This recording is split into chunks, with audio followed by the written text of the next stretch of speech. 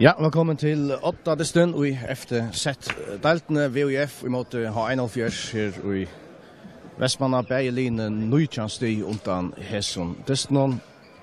VUF har sint beter Malmon av første plasse, men H41 har spalt en dist færre enn Vestmanningar. Så det jeg sier at for løt så gjerne spalt VUF og Skjøtnan her i beste kvinnedeltene, og her var det altså Skjøtnan som vann. Jeg hadde vunnet vi 4-5 malen.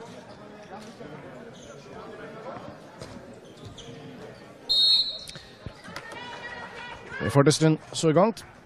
VUF av baltene. Det er min hjerte Julian Olsen. Filip Jojic til Julian, til Runa Johansen.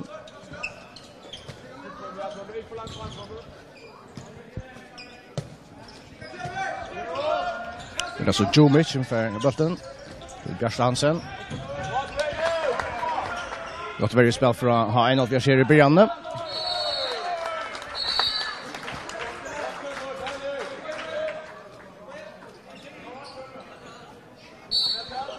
Filip Jojic til Julian Olsen.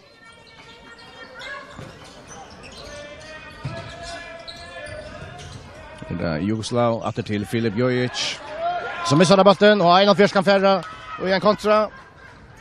Og det blir 1-0 til Høyvikinger, Boje Davidsen. Lekker 1-4 shot, 1-0.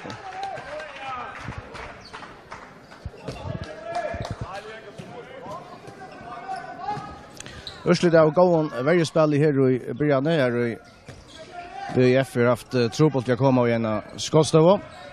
Så regner det etter. Det er så for vi er Julian Taklaver. Så kommer det kast til VUF.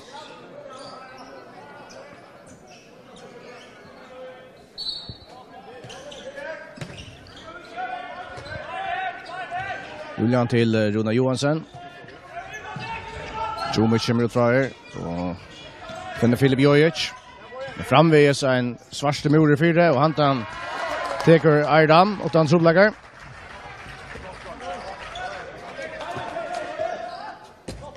Så 2 minutter farner, og støver han 1-0 til H1-4.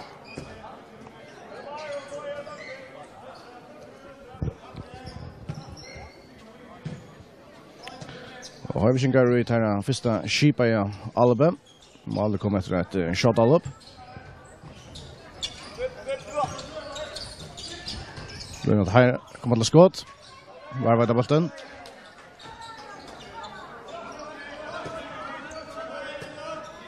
Det er Rune Høygård av mine til 23. Dette bjerger Laten.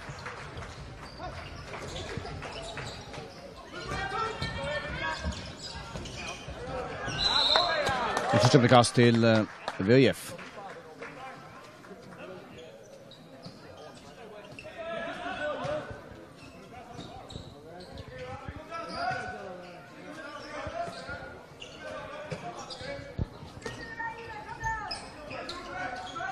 Filip Jojic. Prøver å finne seg plass, men misser bolten. H1-4 kan føre hive inn nå.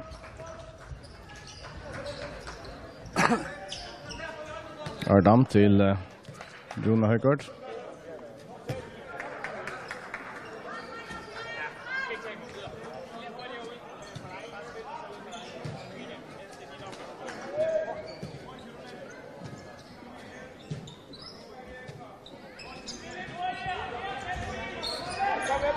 Og H1-4 setter ferien opp.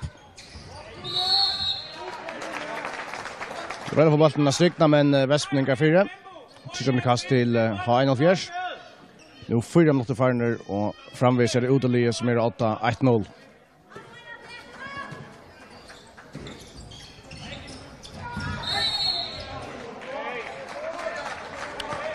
Nå så kommer kast.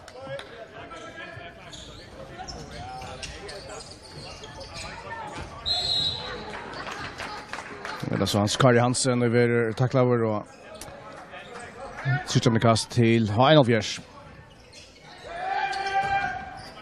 Marleon Hilmar Leon skorrar till 2-0 till H1-4.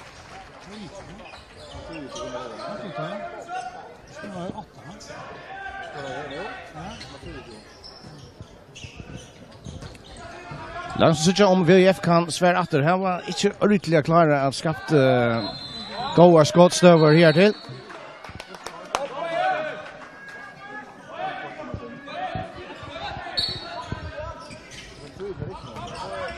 Filip Jojic.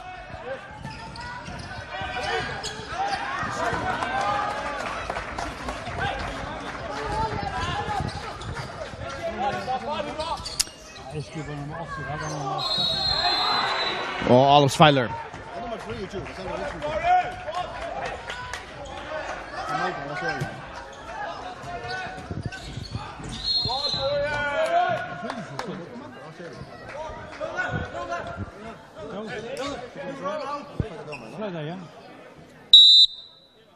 Ja, och nu är det flöjta och det tror jag att här manglar en spelare av domarskällen tror H1-4.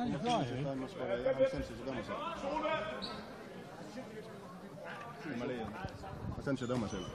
Kanske. Nej. I finner ikke. Nej, finner ikke.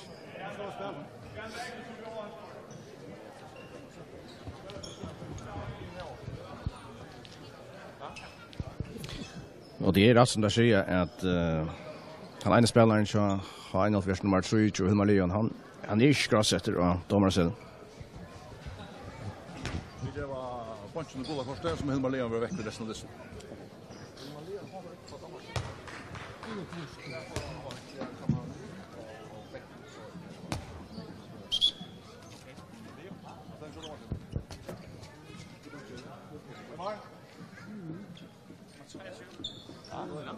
Ja, ser du. Så. Vad säger? Jag syns jag nu. Fem niks då då så.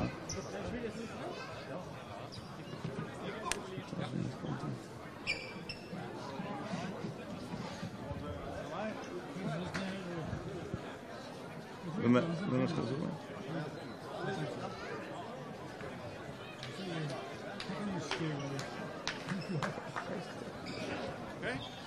Det som händer är alltså att Hilmar Leon han ständer inte av domarsen så H1-4 och vi talar nummer 23.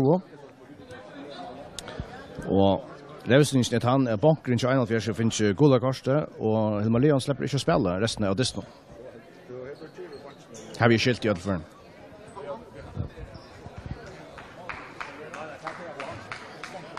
Och han har skott ett mål för H1-4 och tar sig att målet blir alltså inte anledning att det är standande. Det är 2-0 till H1-4 som spalt i 5,5 minutt. VUF i Albe.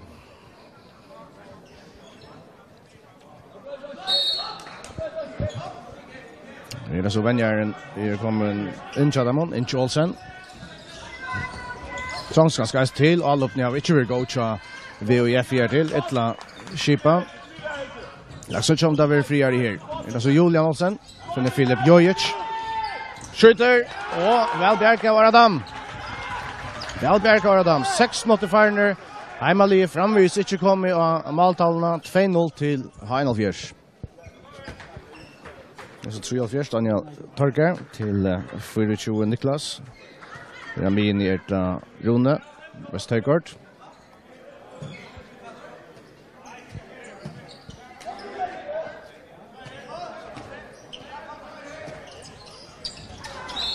Och vilka vi redan just skritt där allt i men till.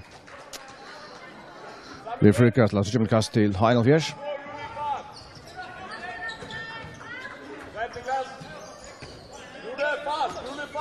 Daniel Torger. Det är så Rune. Och innan strykna och Välbjerg om laten. Ser det väl tidse. Bjerg från en pura fri och Helga Høydal. Och så VUF i Albe. Og så kom der av maltallene, Minkemånen, 1 mål av måned, 2-1 til H1-4, og at det var Bjerste Hansen, det skjer første målet for VUF i dag. 2-1 til H1-4 som har spalt i 6 minutter.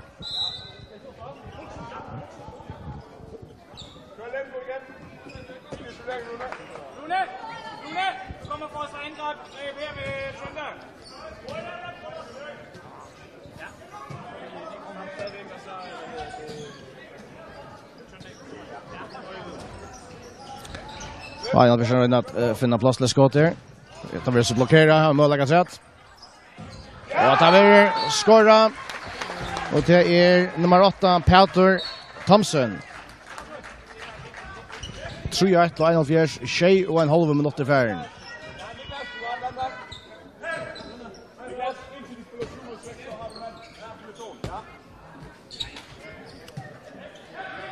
VHF teker malverjan ut. Spelar så vi en utspelare i övertal nu. Leder mal stanna tömt. Och här är så Inche Olsen. Vi skorrar för VHF. 3-2 til 41, 8 minutter færen.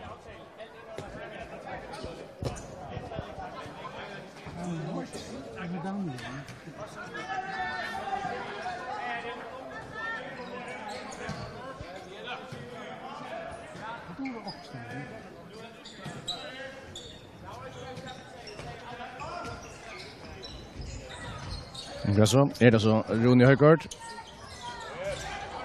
Och skulle han finna Maira Borsur, Oskar Hansen, skottar för väl om man fyra. Vi efter mål att Jauna och det ger där 3-3. Det är Jugoslav Djumic och Jauna för VHF.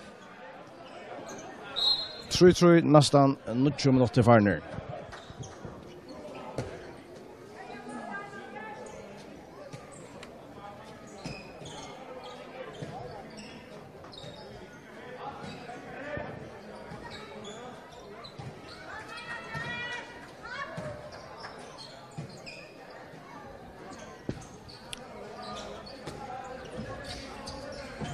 Så Rune Högård. Niklas Hansson åter till Skarda. Rune skjuter och han skorar. 4-3 till 41. Basket över Rune West Högård.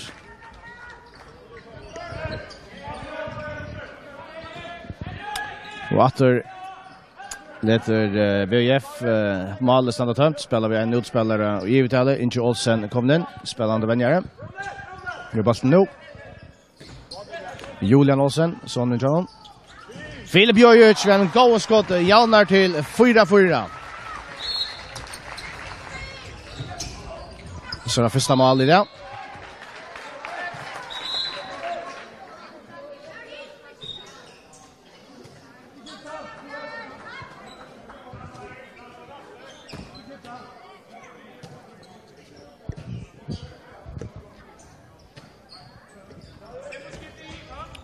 Peter Thompson till Rune Högård. Gasol skottet, men det blir blockerat. Skottet från Niklas Jansson. Att Niklas till Runa. Skare. Så över Bruksla och det blir ett guldkort och det är till Jugoslav Djumic.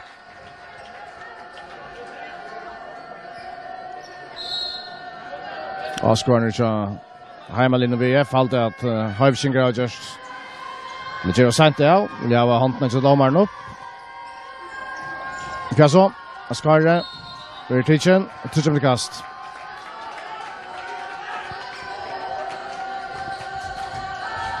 Och att Oskar Hansen Niklas Hansson väl om fyra. Och VF kan föra in vinn. Det var högt tempo av bollen. Rune Johansson. Filip Jojic till Julian. Väl spast här, men skottet för väl vid synen av malen. Framvis 4-4. 11,5 minuter färden.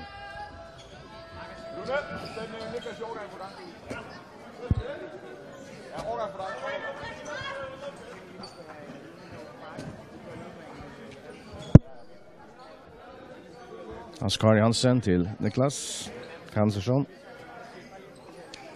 Som är inne i aminen nu. Rune Högård via vänstra backe. Så gör det där version nu. Det är väl spalt. Niklas Hansson söker in och strykna färbolten från Runa Højgaard skorar, og det 5-4 til 1-4 nu, det har spalt i 12 minutter. Julian Olsen ved skotten, derfor Åmanfyre. Askari Hansen, Niklas Hansersson, og hva så? Vel Bjerka, ja, Laten teker skottet fra Boa Davisen.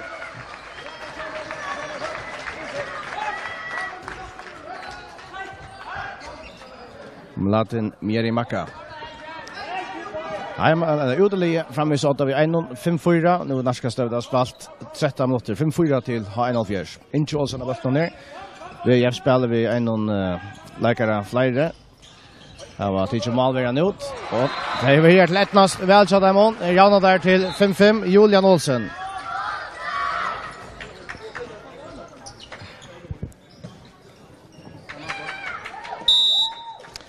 Og Rever H1-4 be om timeout. 13 minutter farner. Støvann 5-5.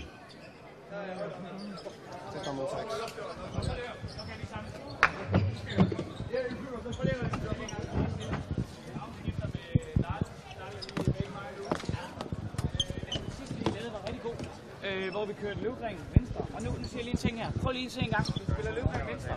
Hans Geil, du fortsætter lige lidt derovre. Hvorhen er du? Jeg skal lige have dig. Hans Geil. Hans Geil. Ja, Løvgren venstre. Og hvis vi kan spille den videre derfra. Rune er på venstre bak, så Niklas løber overgang. Rune.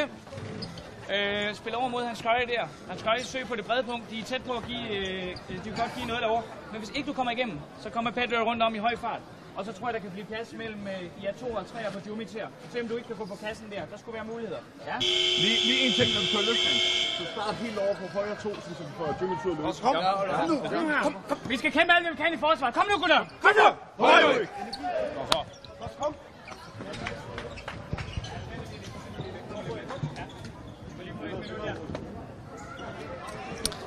Jan Brian her i Vestmanna. 13 minutter farner. Støvann 5-5. Og H1-4 av Baltimore.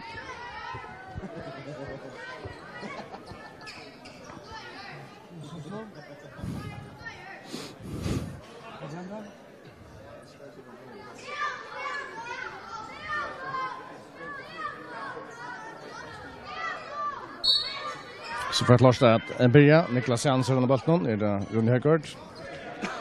Til Boa Davisen, atter til Runa. Skari Hansen.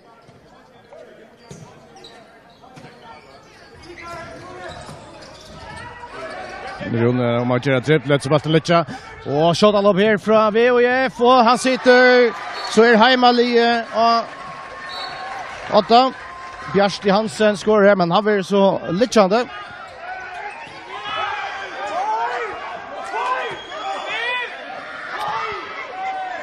VOF vill ha domarna att stäcka spel till att Bjarsti Hansen ligger skatter men ligger utanför i Vättlenhalt igen men spel är så stäcka. Og det er han som skårer nå til 6-5 til VOF.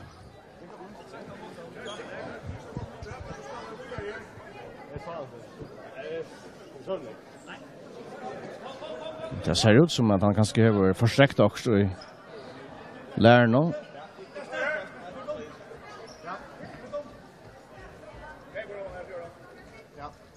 Eller kanskje er det bare et trailer, så vil han klare etter, men det kan vågne til. En spelare som här till kommer på mer än 1 mål, Bjarsti Hansen, skorar 2. 6-5 till VF, vi har spalt i 4 minutter. Här är det så H1-4. Peter till Runa. Peter Thomsen. Rune Højgaard. Røyna finna strykna, men det är etnast ytla tja H1-4 sier senast och allopne. Jag var spassar av bollen nu alltid 3 allopar igen. Inge Olsen. Spelet blev väl bedre skipet siden vennjeren setter seg selv inn av Vattlen for VF. Skårer ikke mål først og det var 6 minutter, men så skiftet han seg inn, og så gikk ikke månene bedre. Jeg tjekker switch vel, H1-4 fengar han av bollen, kunne fære hin veien. VF er han kommet på plass nå.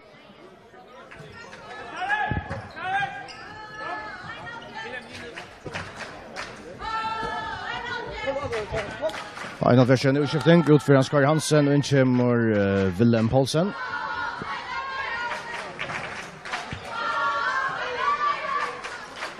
Akkurat er færre. 6-5 til VUF. Niklas Jansson til Willem Poulsen. Etter Niklas. Det er så, det er finne bunchen. Etna som så hæsne. Det er tidsen og i skottstøvn at han har blivet et brottskast til Boa Davidsen.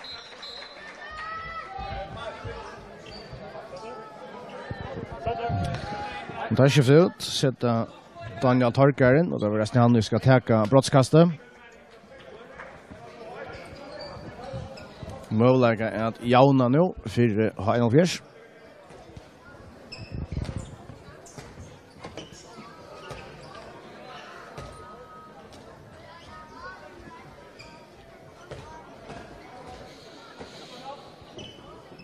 Så för att Lars Daniel Tucker skjuter och skorar 6-6.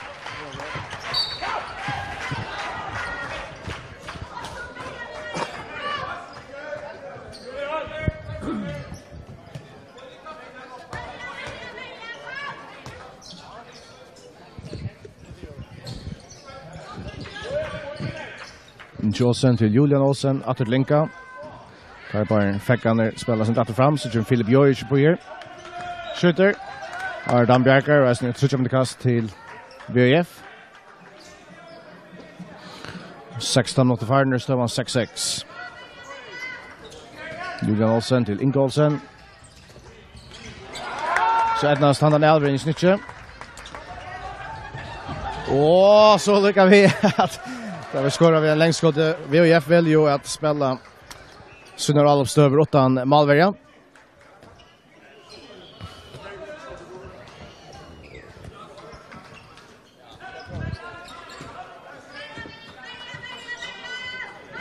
Vinche til Julian, til Filip Jojic.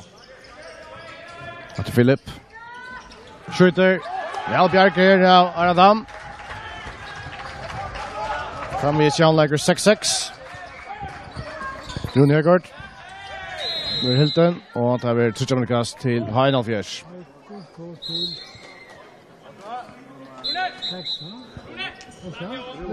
Godt kors til Rune Johansen.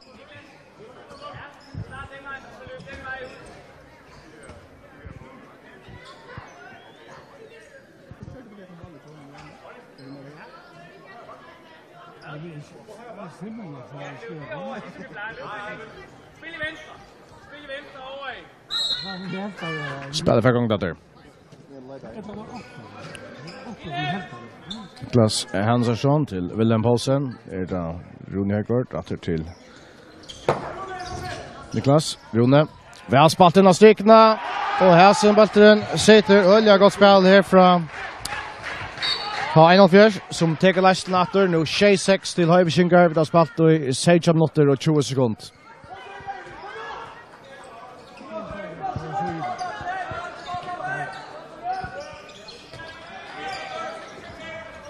Filip Jojic til Julian Olsen, til Inka Olsen. Filip Jojic.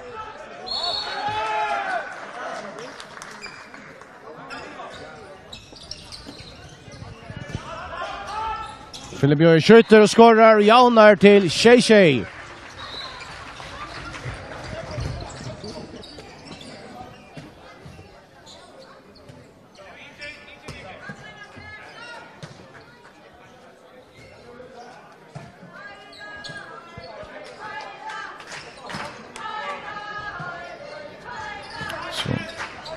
Rune Høgård.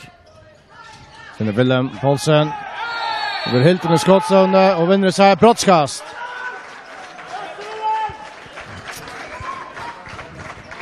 Vinner brottskast, og det har etter Daniel Torker. Vi skal skjøte. Jeg har haft ett brottskast for i distan for løtt, så gjør jeg til han skårer igjen på. Daniel Torker. Skjuter, men laten Mjerimakka Bjergar. Laten ved standande og Bjergar innkast til Heinald Fjers.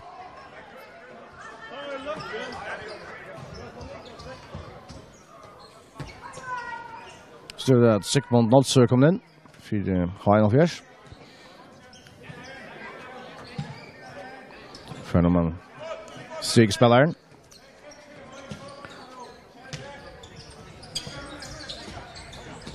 Rune Høgård trying å finne sikt på den stykkene, men er så anstømt. Og så kom det ferdig en kontra her. VHF. Og her blir Høgde Zachariasen mest som skratter nye. Så tar vi et gult kort til Willem Poulsen, nummer 2.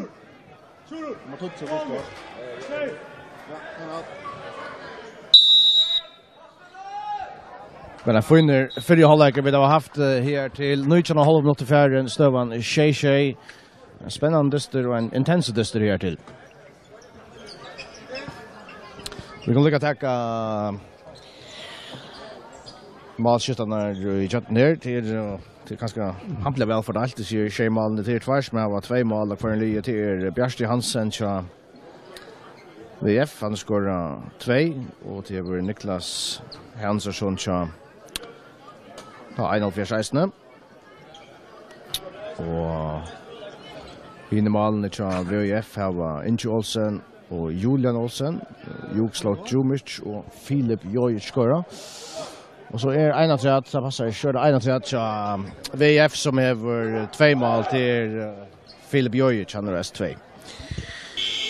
Og til 41 det Rune Vesthøygård 1, Boje Davidsen 1, det er Peter Thomsen 1, Niklas Hansson 2, og Daniel Torker 1, og så er Hilmar Leon Jakobsen skåret 1, men hvis det akkurat hentet, så hentet det at han var skras etter at dommerskjellen og Malicjon vidkjent, men det er så visser at ta et eple opp det, at han har ikke kan være færre 5-6 minutter, at han slipper ikke spille mer.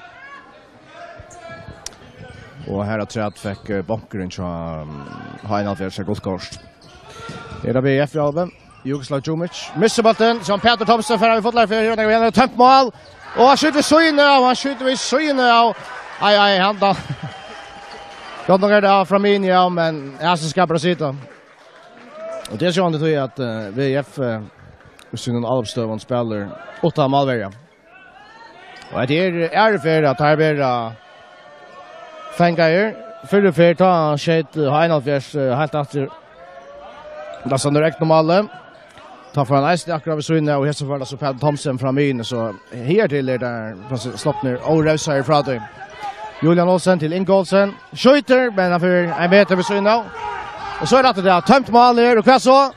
Hesa ved Sydran, Aredam, Malbergen, tja H1-fjers, skårer, og hesa ved Kosteid, altså tja VF, eller enda malet som er tømt.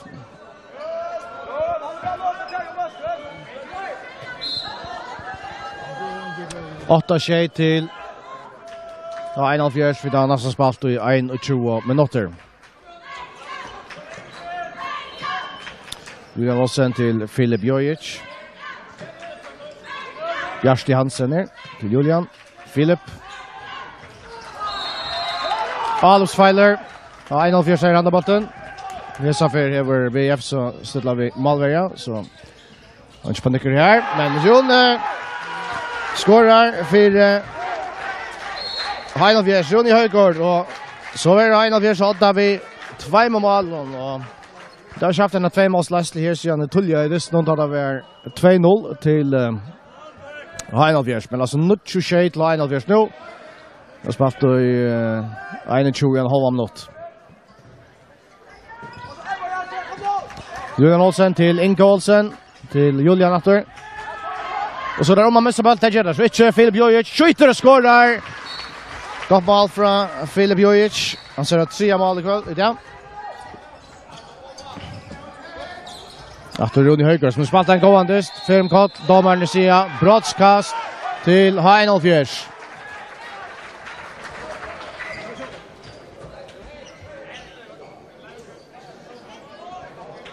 Og tar velger så en nødvendig skytta Esafer. Der blir ungspiller Leivor Mortensen. Ikke minne at jeg kan si at Daniel Torker brent det sista, så tar han något skjuta. Mot Vladimir Makka, skjut Leivor. Og Vlade Bjerkar enden av her. Er det for det, Adam Bjerkar brottskastet.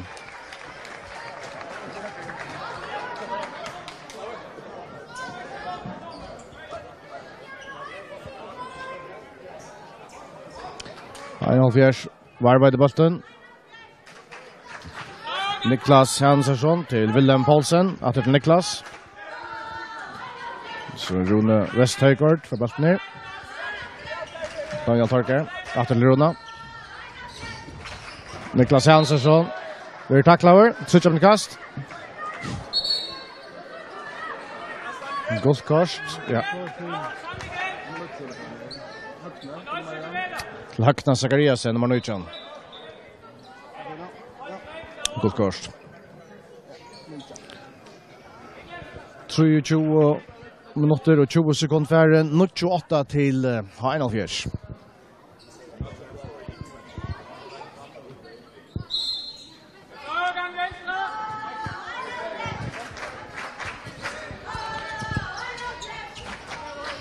Rune til Niklas, Øystein Willem Poulsen. Færbalten til Daniel Torker og skårer. Daniel Torker skårer, og så er 28 til Einolfjers. Vi er efter kjøtt, ja. Og ganske uisvår takling her mot Rune Johansen. Ja, 2 minutter. 2 minutter utvisning til Niklas Hansson.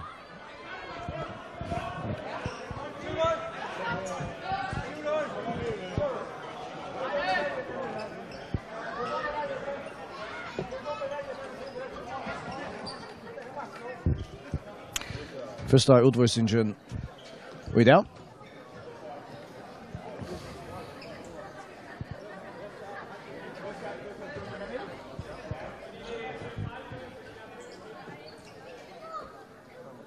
Det kan så om VIF för att klara att gagna Ivitalstone här. Filip Jojic till Julian Olsen. Till Filip. Det är Rune Johansen. Filip Jojic. Julian Olsen. Filip Jojic. Och när kommer det skott finns så Jumic in i sikte men super Bjarkinger från Aradam Bjarkar från den pura frön i Jugoslav Jumic.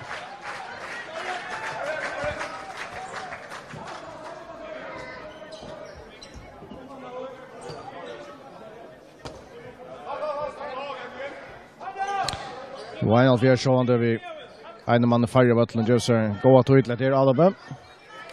I'm not to 20 sekunder etter av utvisningene.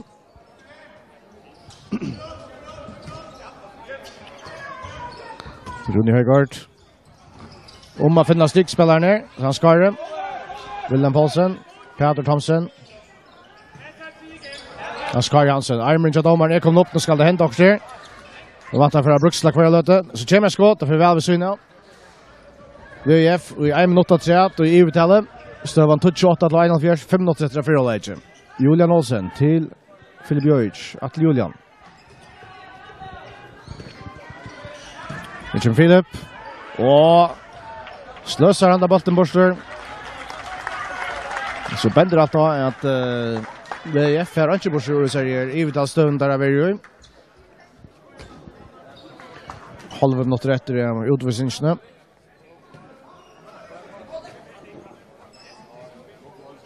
Einolfjers vi 5 utspilleren.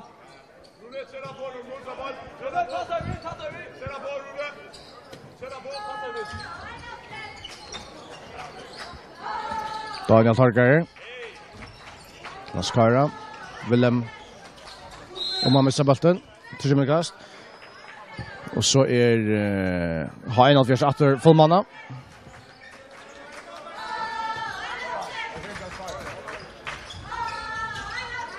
Og så sløser der bolten borte. 4 minutter etter. Ja, 4 halvleg just då han 28 til Einolfjers, men VF nu mulig at minke månen. Filip Jojic ut og innkjemmer Olsen.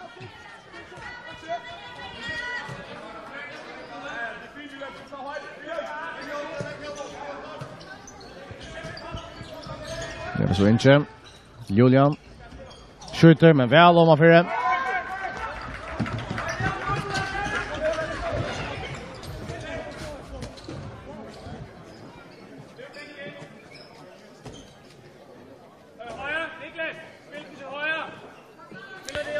Tålig oppspill her fra Harveskingon.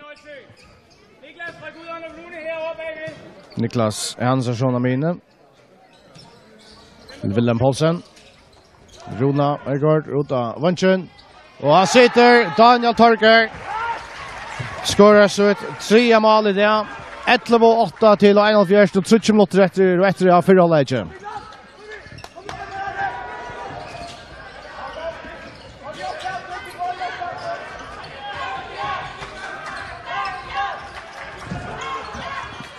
Går støve, og der skårer reisende. Nummer 19 Høgne Zakariasen. Og samstundes for Daniel Torger en utvisning. 2 minutter. Første målet og det er Vonchen og Einalfjørs Høgne Zakariasen.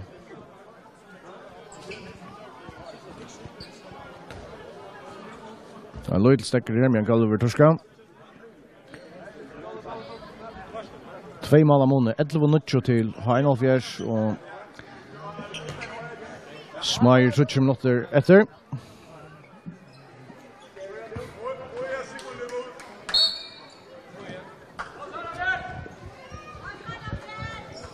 Og Einalfjørs spilles nå tar av tidlig malvariant av seg ut. Så tar jeg malet sendt tømt. Så der var det 6 utspillere.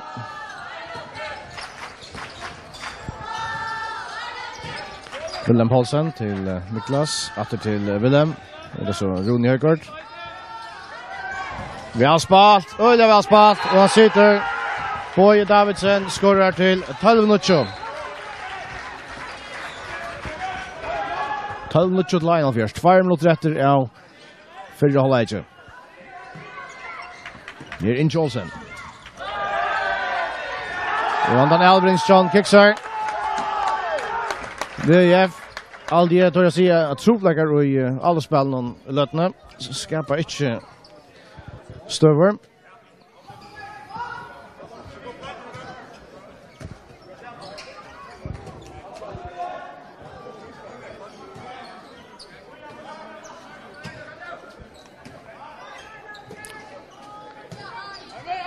Einalfjørs framvis spiller utan Malverja. Her var en utvisning. Det er så Rune Høgård.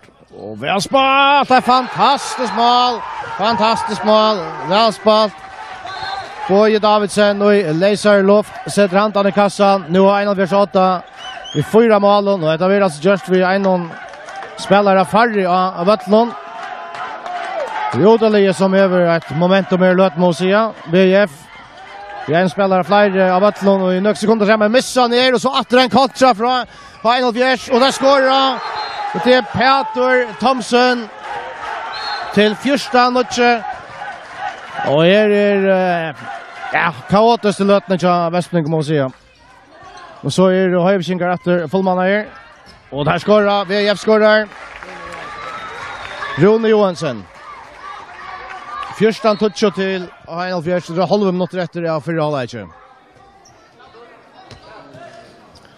Men vi er helst eisende sørste avlopp i 4 halvleik.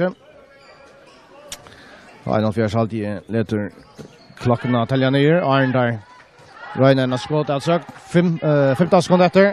Det er så, Peter prøver sjalver, skårer! Peter Thomsen skårer til 15-20. 3 sekunder etter skulle jeg skjøte. Og han sitter i alt det målet vi vidkjent. At han målet vi vidkjent. La meg si at vi er i alt VF så sannelig i bruk for målen der. Nå er det en måneder i halvleisen av 4 mål, helt enn av 5 mål. Det blir 15-11 til Einalfjørs og i halvleisen. Og jeg må si at vi er faktisk også alle spettlet. Vi skulle holde nå til at jeg aldri snir distrin. Det er siste 20 minutter han er hentet nek for Jøtlandføren. Og Borsjur tror jeg ganske synder kaotisk fikk Einalfjørs vel mer Borsjur avløpsspill ikke VF for at halta og til altså Høyvkinkar utelige som er 8 av 4 mål og 15-11 her i halvleisen. Vi blir etter her om en løte vi setter halvleisen.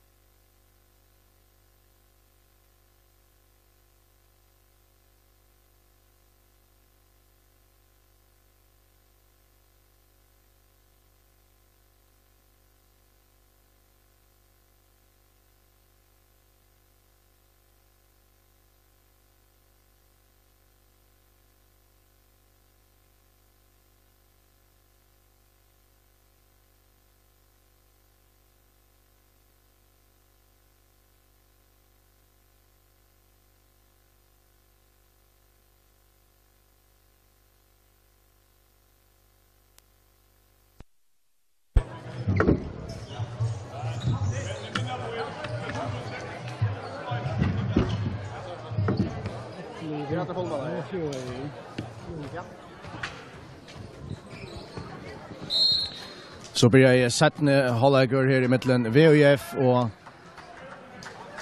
ha 41 av bølten og tar 8 15 11 og i snedisten nå. Det var altså halvleg stående næstene. Niklas Hansen av bølten der til Wilhelm Poulsen. Rune Høykort til Niklas. Wilhelm Poulsen og James Rune Høykort. Skjuter og la den bjerga vel. Så kan vi ferdig med inn. Vel skåret her, ja, Runa Johansen. Minkar mot 3 mål av måned. 3 mål av Runa Johansen, men tyvärr han blir litt her. Man miste luften her kom igjen, samme støyt og ut igjen. Shade. Bolten han satt opp i hoppen.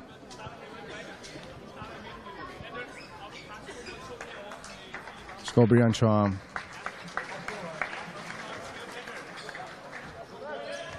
VF.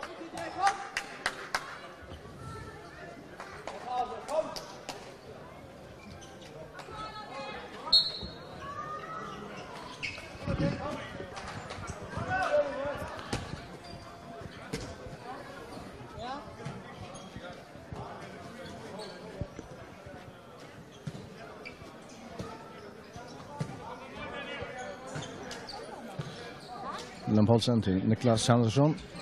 Petter. Färbalten av stycken av Kasso. 5 minutter til Filip Jojic.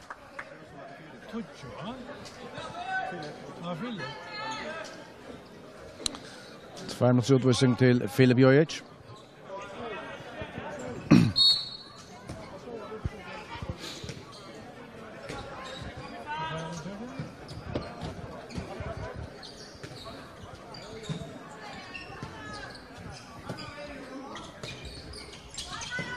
Så Wilhelm til Runa. Til Wilhelm. Peter Thomsen her. Så begynner å finne plass til skott. Og her er plass til Peter, men han får slått av spillet. Men Færs har lykkes å finne seg i kjøttene, men skott er fer i søyenheten. Holder andre minutter etter utvisningsene til BF. 22 minutter farner. 15-12 til H1-4. BF teker malverjan ut. Så der spelar vi 6 utspelare.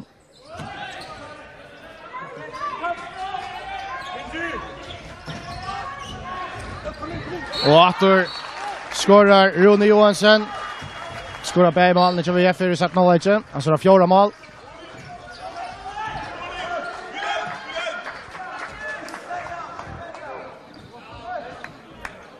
Det är ju F som har skorat mål nere i 17-hållet. Nu bara 2 mål av Mone. Var 4 och i halvlek nu. 15-13 till H1-4 nu. Niklas Hansen till Rune Høykort. Gott värre spel från VF. Tackla Helge Høyta där.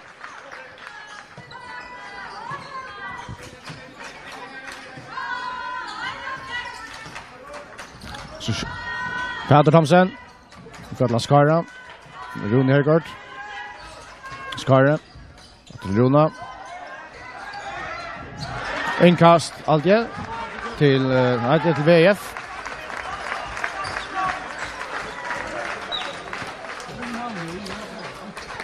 Och så är hemmalige VF efter fullmanna.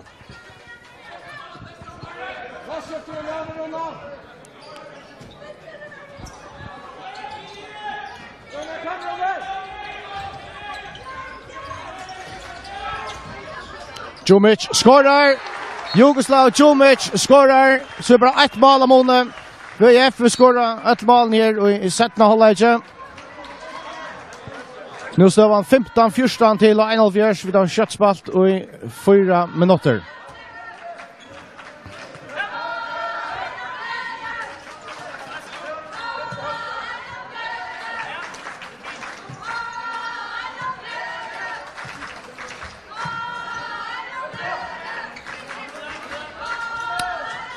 Hva så? Heinald Fjers, Peter Thomsen, Rune, Niklas Hansson, Skarre. Och finna så bollen in och stykna till Helga Høydal med pura fröjer och han skorar. Han ser det första mål och Jesen Dysnon. Nej, han förs 8 av 2 mot 16-14.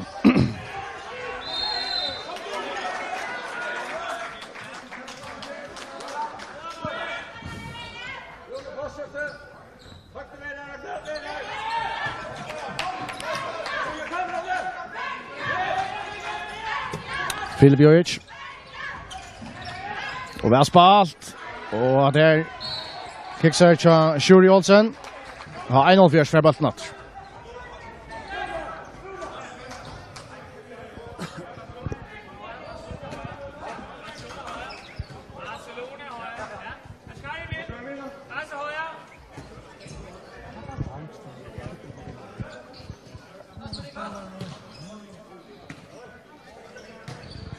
Det är Hans Kari Hansen, I'm in nu.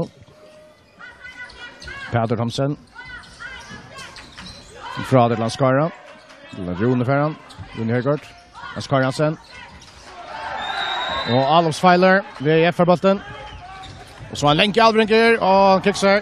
Finner ikke Høgna Zakariasen. Lenke Albrinken fra Filip Jojic.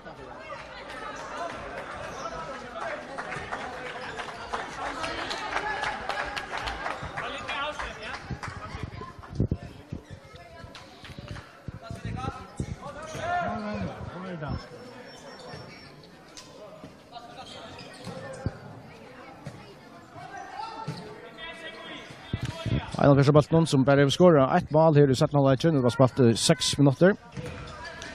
Og heldig kjesa for. Verjan 4, men var arbeidet Baltnon. 16-14 støva nå til Einar Fjers. 6 minutter ferdig av 17-halvleitjen. Peter Thomsen. Og spiller vel til Helge Høydal, og han skårer 16-14 til Einar Fjers. Och efter shutout. Högna Zakariasen med bollen ner. Julian till Filip Jojic. Final vers vi offensiv om varje spelare.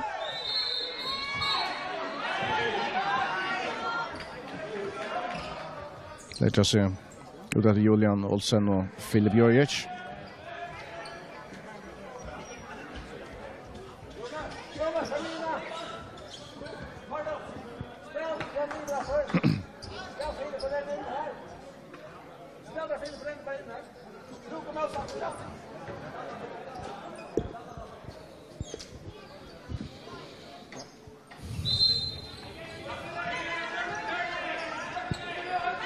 Rune Johansen, Högna Zakariasen, Julian Olsen, Rune, Filip Jojic. Och han är helt väl och välja och att de har blivit en utvisning av reisene. Och det var Hans Kari Hansen, 21. Han ska ut i 2 minuter.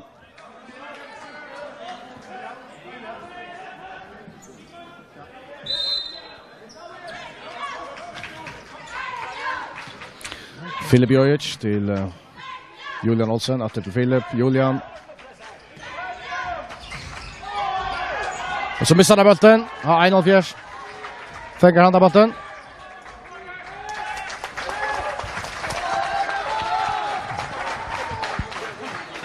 Jag har haft öliga tro på att det är ästning i förra halvlek VF att få näck på sjur evitalt stövnon.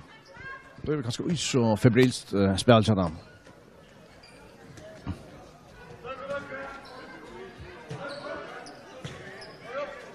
Allt det var ett skifte i förra halvlek så där.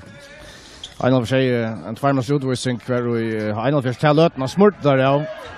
Allt det ganska skora och 2 eller 3 mål utan vi effekten. 8 mot Farner 16-14 till Einar Fjers. Här VF.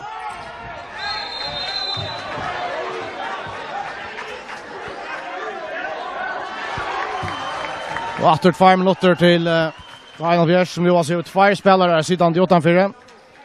Han skar i 1 minut och 3 och det här helt inte höjt i 2.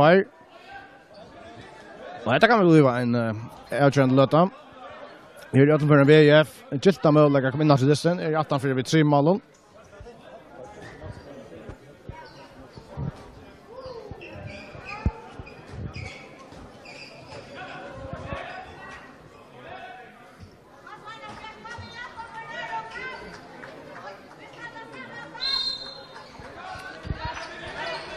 Julian, Filip Joric. Sjur Olsen, Filip Joric. Och tar man missar bollen, tar missar bollen, tar Farmans ut att man missar bollen likaväl. Det är helt otroligt och skorar. Ha 1-4, nummer 5, Boje Davidsen. Det är otroligt att det skulle vara bara på Sjur. Just nu är Talstön. 2 spelare, flera av alla, men slösa bollen bort till änden av här. Ha 1-4 shot nu vi 4 mål och 1-4. Och här knallar Filip Joric bollen i målet. Där ser han 4 mål, 1-15 nu till 1-4. För att få en spelare in i kött, det är bara 4 utspelare i lötna. Men det är 6 sekunder efter att jag är en utvisningsne.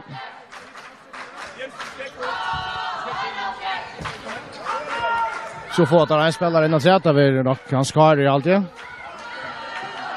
Skar Jansen, 1 minut efter av utvisningsne till Helge Høydal. 90 minutter farner, 1-15 til 1-4. Armin til dommeren oppe til å skjøte. Det gjør dem, la dem gjøre Makka Bjergar. Og Anna Baltefjær ved F-fatter. Dommeren stekket dess nå, hva det hva sier.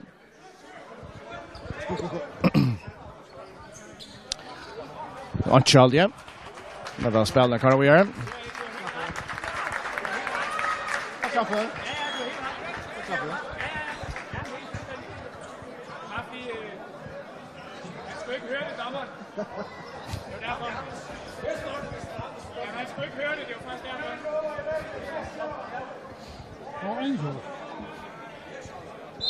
Brottskast til VF. Og han setter den opp i hattene. Filip Joric.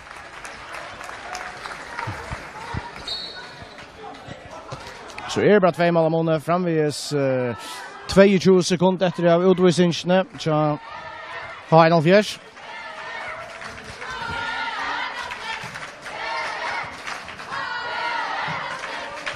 Det här var lätt Males steg tömt. Så där var 6 utspelare. Höjbishinger.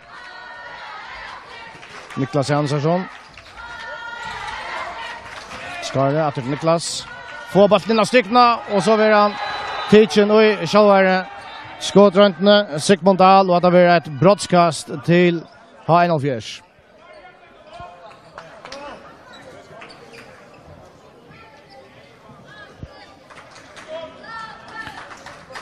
Daniel Torger kommer inn at skjøtta den.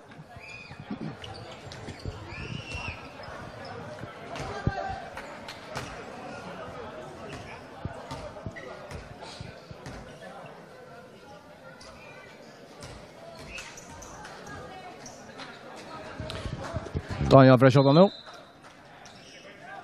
Och kvart, han fyrer malet. När vi att Mladen Bjerga här, men han fyrer malet. Touch mot Farner, 9-16 till 1-4.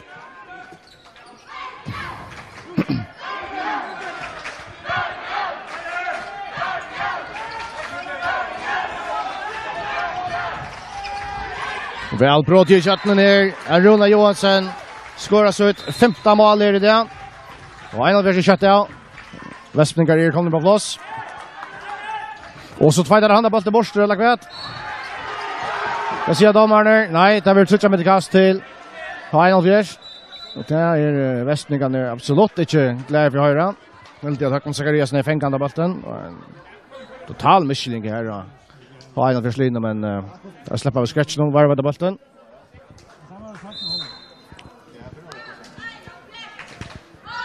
Ett för minuter farner, 2 mål av Måne. Det är satt någon läge, 9-16 till 1-4. Niklas Jansson till Rune Højgaard. Oskar Jansen. Gasso. Röda på bollen och sikt namn tätna stitchen. Laten färran. Vill spela stort. Julian.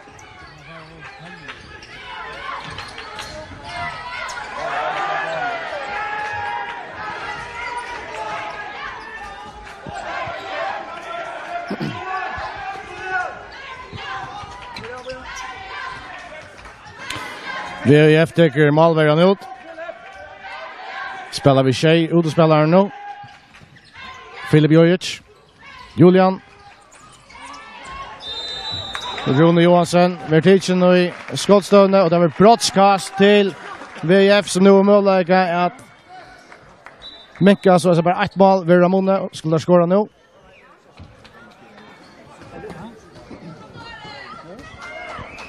Det var Filip Jojic som ska ta till brottskastet. Filip Jojic. Han skårar. Han ser satta mål. Toppskjøtt i desten ner til.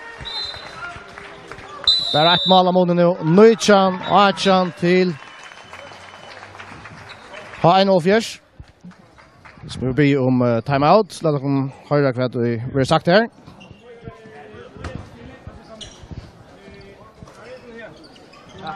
Vi kører Limko venstre. Så kan jeg godt tænke mig, nu sker der nemlig det, at Philip han står herude, og han står lidt og koger en lille smule. Så tror jeg, han står langt inde i hvert fald. Lad os se, om vi ikke kan få et hurtigt udspil. Så når du får den her, så se lige, Peter, om du ikke kan gå. Du må gerne gå. Altså, tag nu kør dig nedfra. Du skyder rigtig godt, og du har masser af tur ind. Så kør. Ikke? Så det er den første. Og derefter så fortsætter vi med det rigtig fine løvgrenspil, vi har, hvor vi skal ikke søge ind over midten, vi må gerne søge bredt. Både på Rune og Sky, søge bredt, tage fløjen med i spillet, og gerne førstegangsudspil. Ja? Okay? Da jeg det, eller ikke med om at bunch med vejen, så sådan ikke fair, hvis du ikke får søge det bedre. Du kender det bare op, og så kører du plads over jer. Det sker en gang. De spiller 7 mod 6, så det gør, at vi holder Niklas frem. Han skal du en lille smule højt.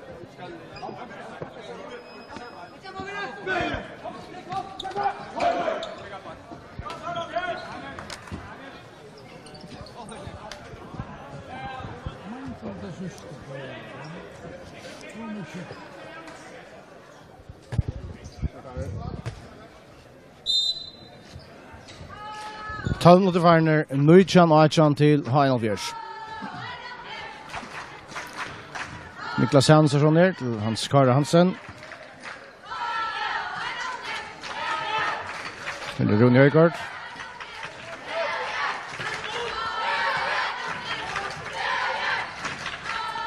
Daniel Torkar blir stil, for bollen her. Så da var til Pelle Thomsen, Leiberin, skjøter, skårer, 20 Achan til H1-4. Og så er det 4 mål der.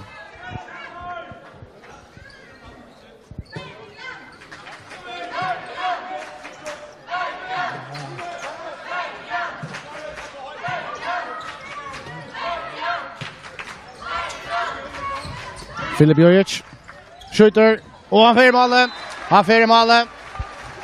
Så er det bare et mål av måned. Kjenta målet til Filip Jojic der. 13 mot Farner, 20 Nujchan til H1-4.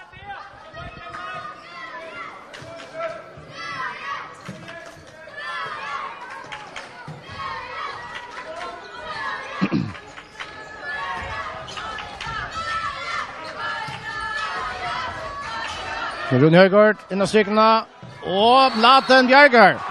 Laten Mjermakka Bjergar. Det var så æstende den 4 brottskastet. Vi har spalt inn til Sigmund Dahl. Æstende vel tidlig av Laten Mjermakka. Men dommeren sier at vi er innan 4. Daniel Torkar for skjøttet.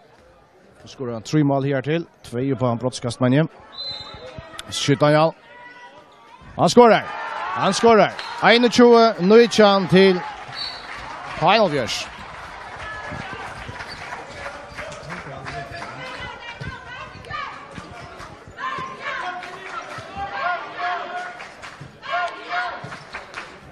Julian till Filip Jojic. Sjurolsen. Leiberin. Och här Bjerga. Men reisen jump for brottskastet.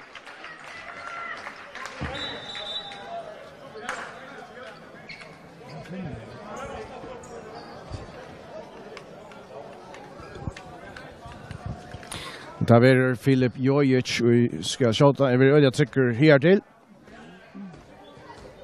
Och skorar han så är bara efter ett mål Amone. Mål någon Jens Skibagöte. Charles Fjärs. Filip Jojic. Han skorar. Ett mål Amone.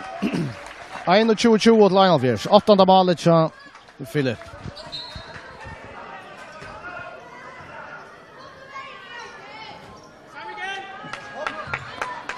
Niklas Hansson till Skar Hansen.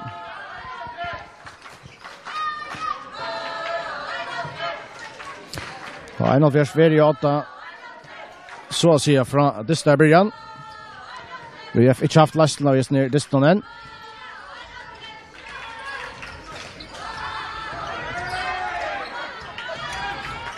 Där missar bollen och nu har vi alltså hemmalige möjlighet att jauna. Det kan så tjå. Satt i hållager hållrunden. Og 41-8 vi 1 mål i 21-20. Sjure Rolsen til Filip Jojic. Atter til William. Filip. Så Filip Jojic. Börjar finna Sjure Rolsen, men Vertigen. Så kommer kast til VF.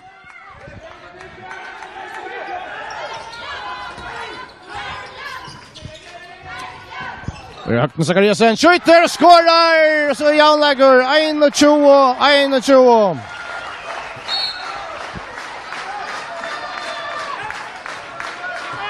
Högre vångren tja Vespning och Sirje Fea där Jan lägger nu.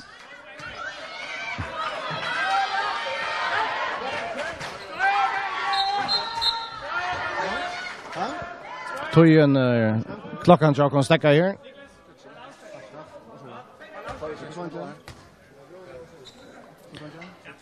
Skulle det ha 6 sekunder att träta på klockorna.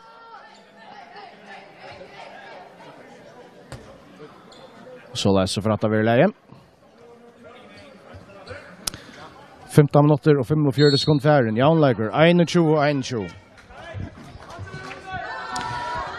Niklas Hansson till Skar Hansen. Att till Niklas. Det är i högkort.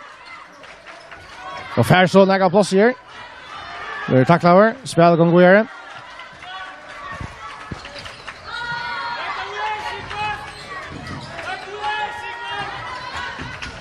Och Skare. Färskottet. Och att första en snut. Men det är Bruksla 4. Brottskastet till Heinolfjärs. Och Eisen är en utvisning. 2 minuter. Och i halvtid det är Inche Olsen. Och vi är utvisning.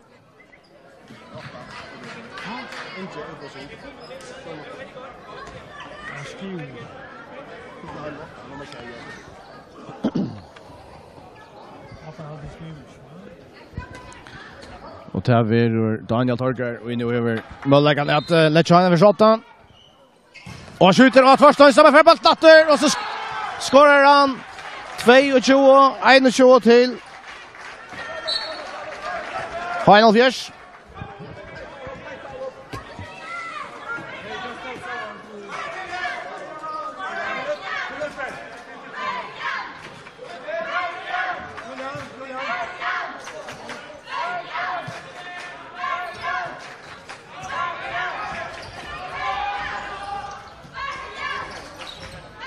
Rune Johansson till Filip Jojic. Offensiv värja här från Heinolfjärs. Jag trösta Filip. Skjuter Rune och väl Bjerka här av Jens Skibagöte. Målet så Vespning och ständ tömt, men nu är laten kommande på plats.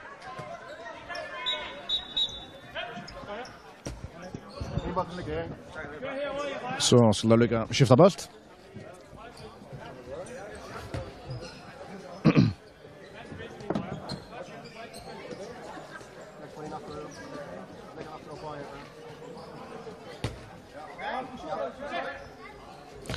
I'm not rätter av utvisningen till VUF och 41-8 vid 1 mål. Niklas Hansson ner till Gunnar Högård.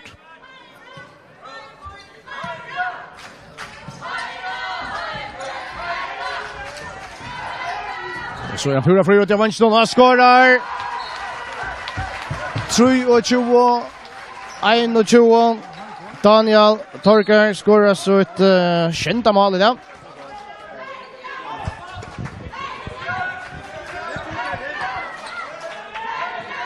Tre 21 till 41. 20 sekunder efter utvisningen till Westmingon. Vi har spalt till Sjure Olsen. Han skorar. Och han skorar. Första målet till Sjure där.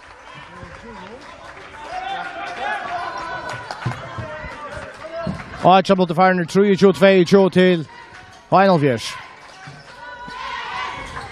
Så är det där om Lasselna. Joni Højgaard.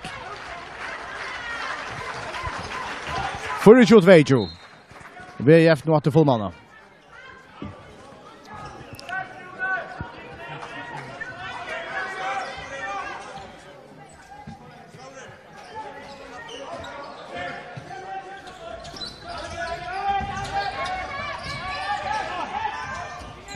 Sjure Olsen, Filip Jojic. Skjuter. Over helt nu i skottrandene. Trykker til kast til VF.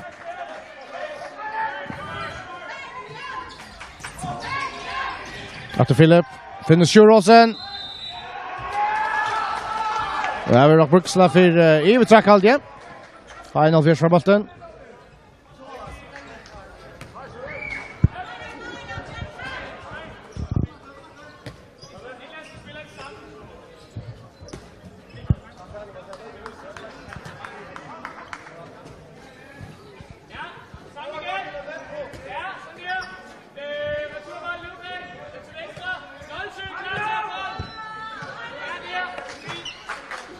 Niklas Andersson till Rune Højgaard.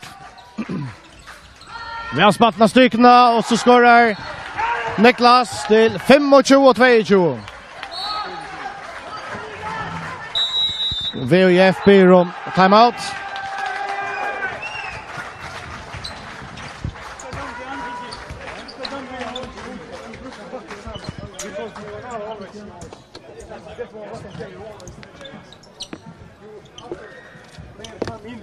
Just try down, because you must take care of the ground. Det startar akkurat samma som Ukraina. Vi måste backa samman in här, ta med igång kanske målpacken. Vi går för detta mål. Lätta skjuta utifrån så andra maten utifrån. Okej? Vi måste packa in. Det är det att utifrån. Vi kan fram alla för högt kvar blint igång. Fast han. Pappa, vi ställa igång till. Högt för fast igång där. Ja. Så drar vi oss där. Så parar vi ut så här bara kan köra den. Så att klara på fältskap. Ja. Kom nu på det samma. Kom nu köper jag alla. Ja. Kom nu. Kom nu nu. Kom nu. Kämpa vi där. Ja. Kom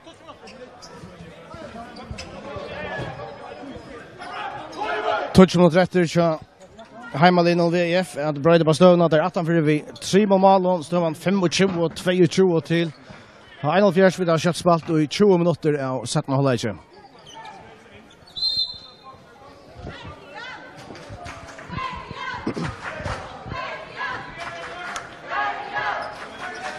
Filip Jojic til Julian Olsen til Rune Johansen atter til Julian.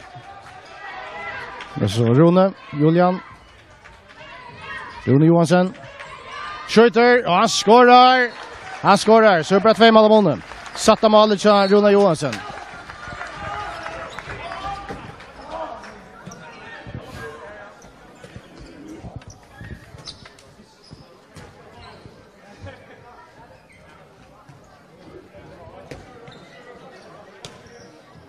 Einar Fjær setter Sigmund Olsson for denne strykene.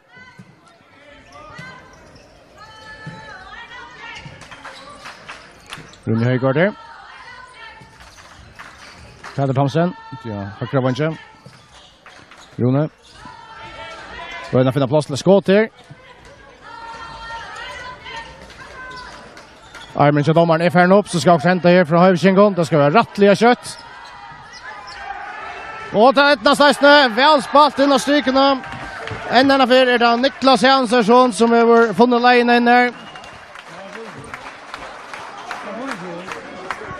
Vel spalt av Høyvkjengon. 26-23 er det 8 nu. 21 minutter og 15 sekunder færen. Filip Jojic til Rona Johansen. Skjuter. Så har vi Hotna. Hotna kast til VF.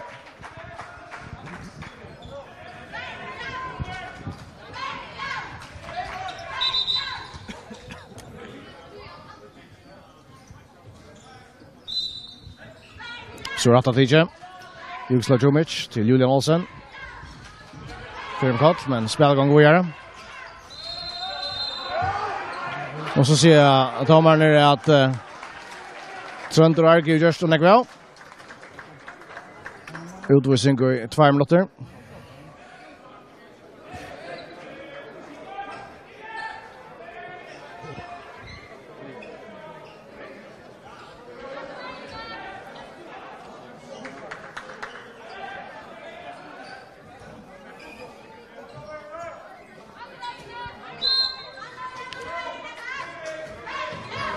Så vi nu en spelare flere av Vattelon.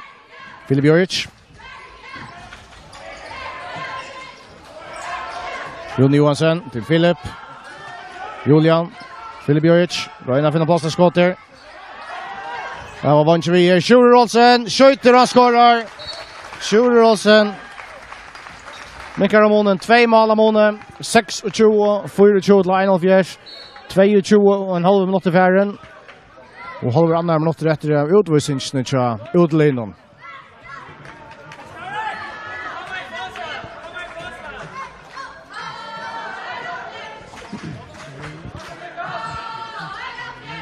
Skar Jansen til Niklas Jansson. Prøver Kjolver. Over Tidsen. Vel og vilja. Og ønsker niv at de har blitt en utvisning til Jugoslav Djumic. Da vil det snett. 2 minutter utvisning til han.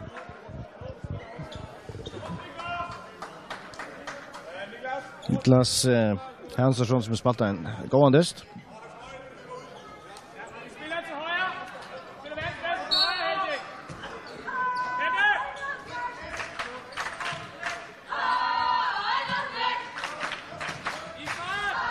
Hække! Juni Høgård til Niklas. Til Skara. Skara kan så. Røyna finner stykna, men det er ikke. VF vinner denne ballen. Kunne få Amone nere 1 mål nu om det er Skånda seg. Prøver så lengst skål. Målet stendet tøpp, men hadde ikke noe godt. Peter Thomsen stendet som en egen målverger nesten, og Bjergar har skått noen.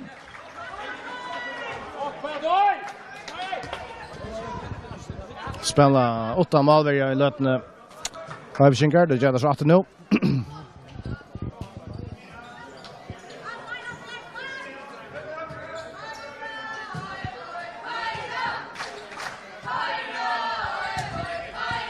Skar Jansen skjuter, laten nere i Makka Bjergar. Og vi er i handabatten. Det er nøkker fasekund etter utvisningsene til 1,5 og 38 sekunder etter utvisningsene til VOF.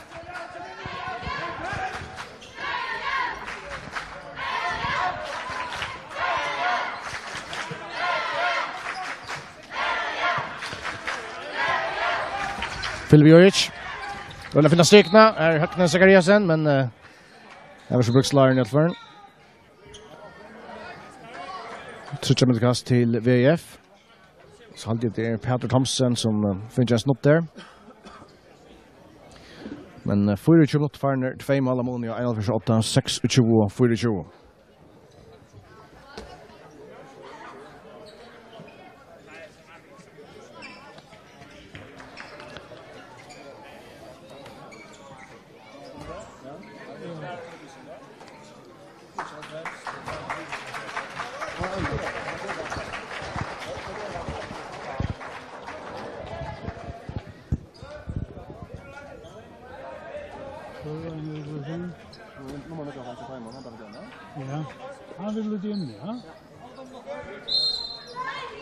Filip Jojic til Julian.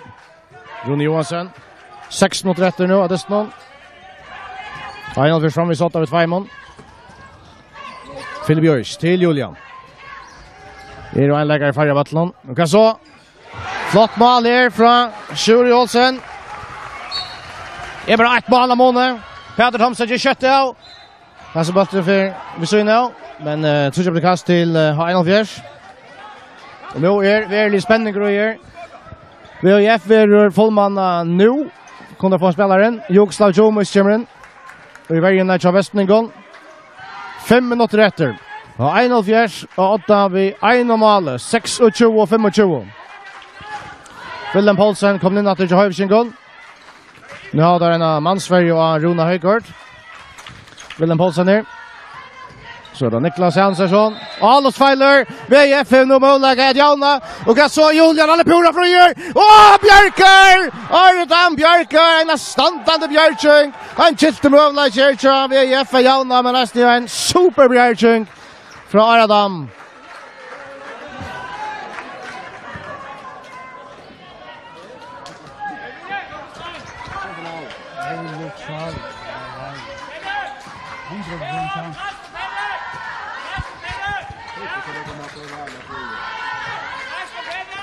Fram i satt mål mot nu 1-8 26-25 Peter Thomsen renner skjuta. Jag hade väl hotna räcker en VF av en hotna kast till 1-4.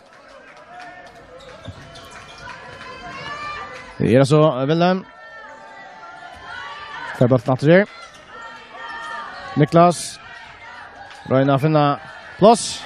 Och stilt i lötna. Willem Paulsen. Skövar och skårar 26-24. Niklas Hansson, han ser 4 boll. 26-25 till Lionel Bjärs. Längst skott från Filip Jöjs. Go Bjärching återifrån Aradam. Haft fär. Luxal, jag tuntningar Miklar. Bjärchingar här. Mot i ändan av dess någon. 3,5 minuter efter. 26-25 till Lionel Bjärs.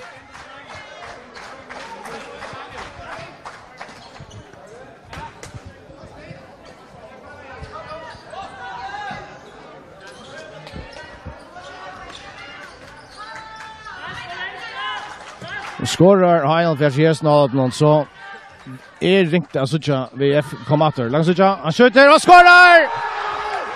Willem Paulsen alltså det första mål i SNDS skorar till 28-25. 3 mål av målet 30 minuter efter. Julian Bolton. Så Rune skjuter tvärsstångarna och vad så av Bjärkar en brottskast till VF. Brottskast till VF.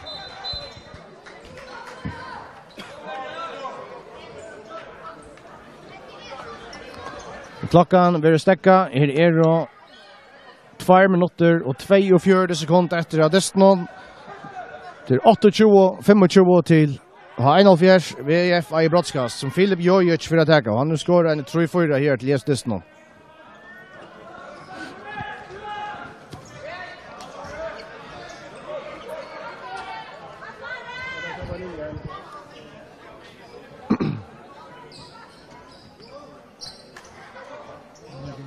Så för att Lars Filip skjuter mot Aradam som är stark. Eller väl är sysslutna. Och han skorar. Filip Jojic skorar 2 mål av målet.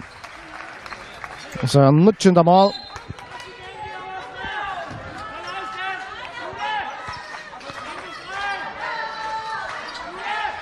Niklas Hansson från bollen. 2,5 mot 30 nu. Och där fänger bollen. Julian Åsa förresten. Och han är med och läser och skorar. Han skorar och så är bara 1 mål av mål. Nu är det utvisning till Rona. Heikert. Skilteböla Kjercha. VF har kommit in till Deston.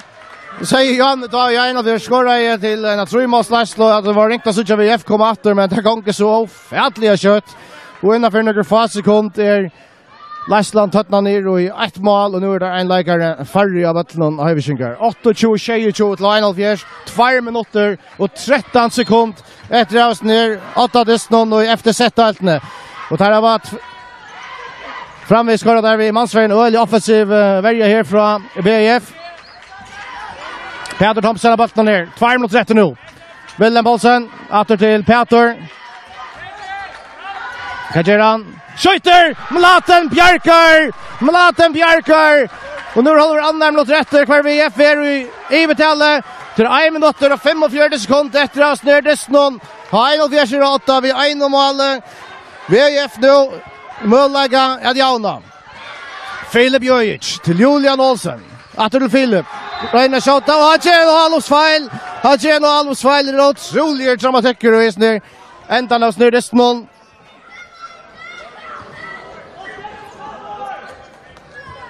Filip Jojic gör en alldeles fel och det mäster att ha 1-4 nu för bollen. Håller annar minuter efter av Disney. Ha 1-4 vid 1 mål 28 22 framvis 1 minuter och 16 sekunder efter av utvisningen till ha 1-4. Så får spel igång. Och VF-arna kommer helt nyan och ha 1-4 hållna. Tvärman Sverige aldrig där här ja.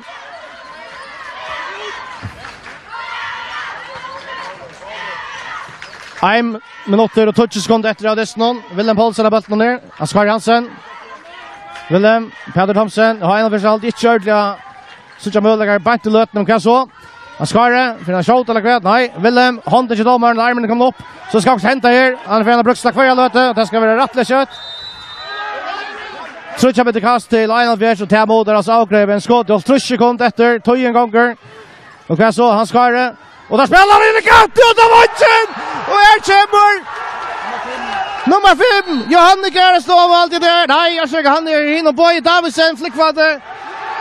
Og skårer, og jeg tør å si at Boy Davidsen han outkjøren av dysten der. 25 sekunder etter, har 1-4 av bolten noen. Antje var støy, Hensen sier en fyr til Høyberger. Antje det var støy.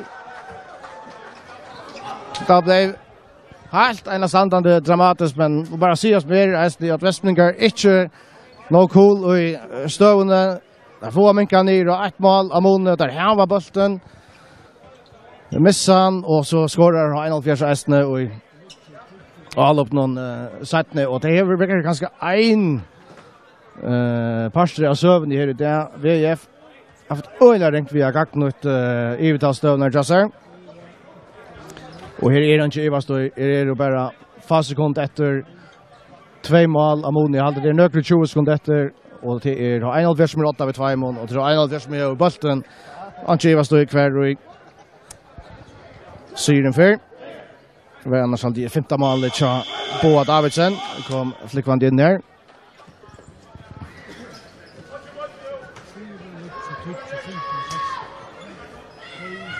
– 22 sekunder etter av Disney.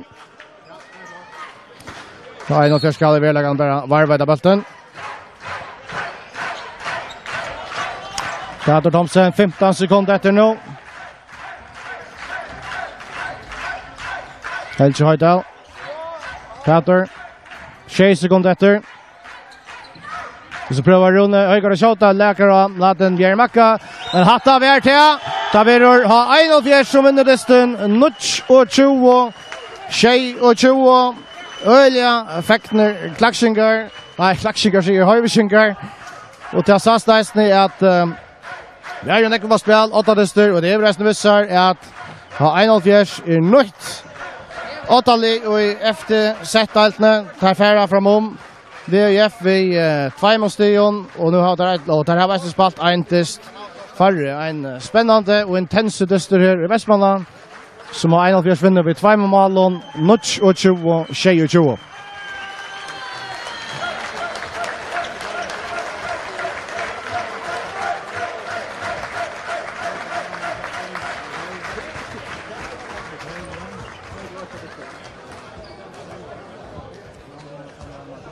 Og vi får at takke for dere her. Hans Erik Danielsen er jo teacher av Myntenon, og Leibor Fredriksen har sagt fra Disney. Vi tar rast.